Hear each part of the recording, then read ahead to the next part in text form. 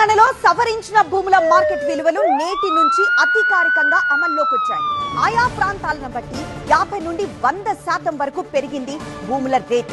Demand ఎక్కువగా ఉన్న prime ఏరియాల్లో 100% వరకు పెంపుంటుందని ప్రభుత్వం స్పష్టం చేసింది.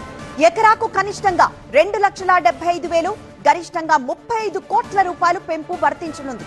ఈ ధరల సవరణ ద్వారా రాష్ట్ర ప్రభుత్వానికి అదనంగా 1,200 కోట్ల నుంచి 1,400 కోట్ల వరకు ఆదాయం లభిస్తుందని అంచనా. గ్రామీణ పట్టణ ప్రాంతాల మార్కెట్ విలువల సవరణ కమిటీలు ఓఆర్ఆర్, ట్రిపుల్ పరిసరాలు, పారిశ్రామిక అభివృద్ధిని బేరీజు వేసి కొత్త ధరలను ఖరారు చేశాయి. ఇప్పటికే అధిక ధరలున్న ప్రాంతాల్లో ఎలాంటి పెంపుదల చేయలేదని, రిజిస్ట్రేషన్ ఛార్జీలు పెంచే ఆలోచన ప్రభుత్వానికి లేదని మంత్రి పొంగులేటి ప్రకటించారు.